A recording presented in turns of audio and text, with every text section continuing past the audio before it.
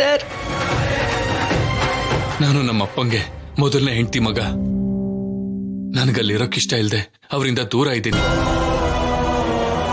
ಅವರಿಗೆ ನನ್ನಿಂದ ತೊಂದರೆ ಆಗ್ಬಾರ್ದು ಅಂತ ನಾನೆಲ್ಲೂ ಅವ್ರ ಮಗ ಅಂತ ಹೇಳ್ಕೊಂಡೇ ಇಲ್ಲ. ಕೊನೆಗೆ ನಿನಗೂ ಕೂಡ.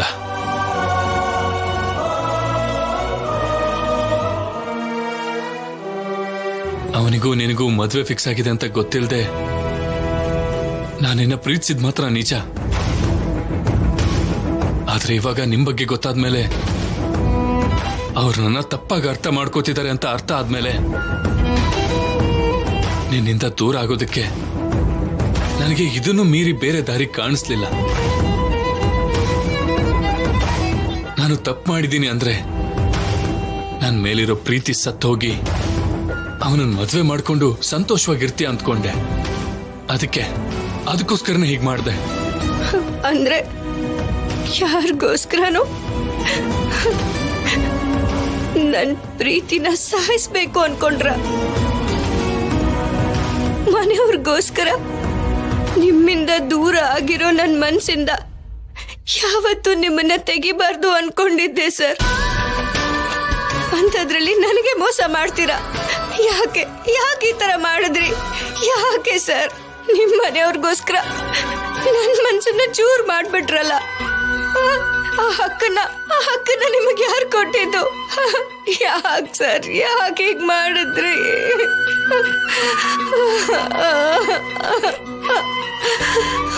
ನನ್ನ ತಮ್ಮನಿಗೋಸ್ಕರ ನಾನು ನಿನಗೆ ನೋವು ಕೊಟ್ಟಿದ್ದ ತಪ್ಪೆ. ಮನ್ಸಲ್ಲಿ ನನ್ನ ಇಟ್ಕೊಂಡು ಜೀವನ ಪೂರ್ತಿ ನೀನು ನೋವು ಪಡಬಾರ್ದು ಅಂತ ಹೀಗೆ ಮಾಡಿದೆ. ನಾ ತಪ್ಪು ಮಾಡಿದ್ದೀನಿ ಅಂತ ನಿನ್ನ ನಂಬೋಗ್ ಮಾಡಿ ಜೀವನದಲ್ಲಿ ಯಾವತ್ತೂ ಕೂಡ ನೀನು ನನ್ನ ಬಗ್ಗೆ ಯೋಚನೆ ಮಾಡಲ್ಲ ಅಂತ ಹೀಗೆ ಮಾಡಿದೆ.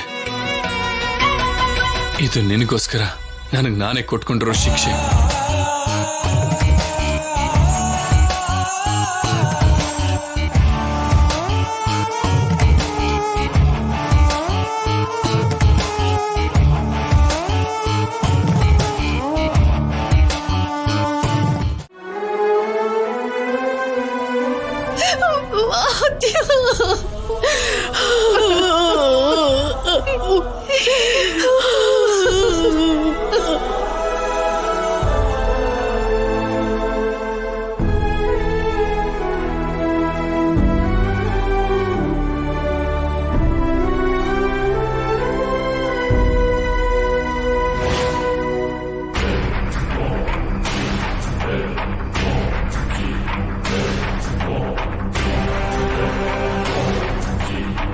ಆದಿನಪ್ಪನ ಹತ್ರ ಹೋಗ್ಬೇಕು ಅಂದ್ರೆ ನಾವೀಗ ತುಂಬಾನೇ ಹುಷಾರಾಗಿ ಹೋಗ್ಬೇಕಾಗುತ್ತೆ.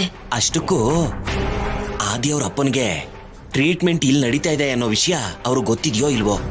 ಗೊತ್ತಾಗಿದ್ದಿದ್ರೆ ವಾತಾವರಣ ಈ ತರ ಇರ್ತಾ ಇತ್ತಪ್ಪ. ಅವ್ರು ಗೊತ್ತಾಗೋ ಅಷ್ಟರಲ್ಲಿ ಆ ಕಿಶೋರ್ನ ಇಲ್ಲಿಂದ ಮಾಯ ಮಾಡ್ಬೇಕು. ಬನ್ನಿ ಹೇಳಿದ್ ನೆನ್ಪಿದೆ ಅಲ್ವಾ?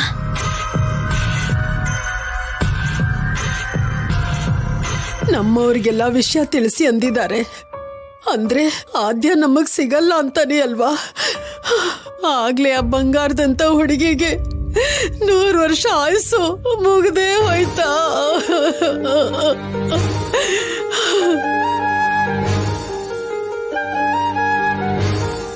ಓ, ಆದ್ಯ ಸತ್ಲು ಅಂತ ಈಗ ಕನ್ಫರ್ಮ್ ಆಯ್ತು. ಈಗ ನನಗ್ ಯಾರು ಒಡ್ಡ ಬರಲ್ಲ.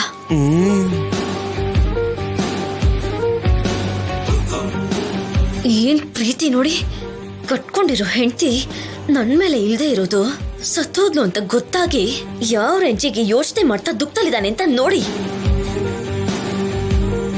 ನನ್ ತಂಗಿ ಕೊನೆ ಕಾಲದಲ್ಲಿ ನಾನು ಅವಳು ಕೊಟ್ಟ ಮಾತನ್ನ ನನ್ನಿಂದ ಉಳಿಸ್ಕೊಡಕ್ ಆಗ್ತಿಲ್ವಲ್ಲ ತಂದೆ. ಅವಳಿಗೆ ಬಂದಿದ್ ಸಾವು ನನ್ಗಾದ್ರೂ ಬಂದಿದ್ರೆ ಚೆನ್ನಾಗಿರ್ತಿತ್ತು.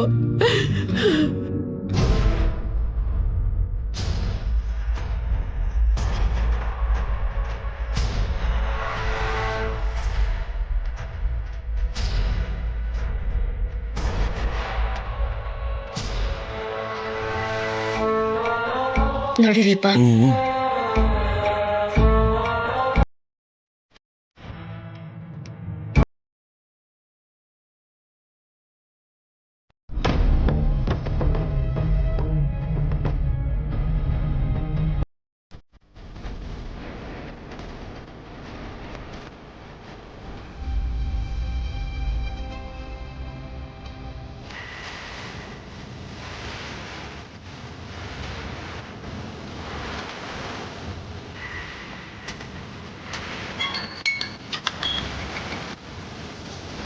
ಹೇಳು ಗೌರಿ. ಏನ್ರಿ ಆ ಕಿಶೋರ್ನ ಅಲ್ಲಿಂದ ಕರ್ಕೊಂಡ್ ಬಂದ್ರಾ? ಹಾ, ಆಂಬ್ಯುಲೆನ್ಸ್ ಅಲ್ಲಿ ಇದ್ದೀನಿ. ಅಬ್ಬಾ, ಯಾರು ನೋಡಿಲ್ಲ ಅಲ್ವಾ? ಯಾರು ನೋಡಿಲ್ಲ, ಎಲ್ರೂ ಹಾಸ್ಪಿಟ್ಲಲ್ಲೇ ಇದ್ದಾರೆ. ತುಂಬಾ ಕಷ್ಟಪಟ್ಟು ಇವನ್ನ ಹೊರಗಡೆ ಕರ್ಕೊಂಡ್ ಬಂದೆ. ಹುಷಾರು, ಇನ್ನೊಂದ್ಸರಿ ಯಾರ್ ಕಣ್ಗೂ ಬೀಳ್ದ ಹಾಗೆ ಹುಷಾರಾಗಿ ಬಚ್ಚಿಡಿ. ಅದಕ್ಕೆ ರಾಜಾಜಿನಗರಕ್ಕೆ ಶಿಫ್ಟ್ ಮಾಡ್ತಾ ಇದ್ದೀನಿ. ಅಲ್ಲಾದ್ರೆ ಯಾವ ಸಮಸ್ಯೆನೂ ಇರೋದಿಲ್ಲ ಅಲ್ವಾ? ಇಬ್ರು ಹೋಗಿದ್ದೀರಾ, ಅಲ್ಲಿ ಏನಾಯ್ತೋ ಏನು ಅಂತ ಎಷ್ಟು ಟೆನ್ಷನ್ ಮಾಡ್ಕೊಂಡೆ ಗೊತ್ತಾ? ಚಾರುಗ್ ಫೋನ್ ಕೊಡಿ ಸ್ವಲ್ಪ. ಗೌರಿ, ಚಾರು ನನ್ನ ಜೊತೆ ಬಂದಿಲ್ಲ. ಏನೋ ಕೆಲಸ ಇದೆ ಅಂತ ಅಲ್ಲೇ ಉಳ್ಕೊಂಡ್ಲು. ಅದೇನ್ರಿ, ಹೋದ್ ಕೆಲ್ಸ ಆಗೋಯ್ತು ಅಲ್ವಾ? ಇನ್ನೂ ಅಲ್ಲೇನ್ ಕೆಲ್ಸ ಅವಳಿಗೆ? ಏನೋ ನನ್ನ ಹತ್ರ ಕೂಡ ಏನು ಹೇಳಲಿಲ್ಲ. ನಾನು ವ್ಯಾನ್ ಹತ್ತದ್ಮೇಲೆ ನನಗಿಲ್ಲಿ ಒಂದು ಚಿಕ್ಕ ಕೆಲಸ ಇದೆ, ನಾನು ಮುಗಿಸ್ಕೊಂಡು ಬರ್ತೀನಿ, ನೀನು ಹೋಗು ಅಂತ ಹೇಳಿದ್ಲು.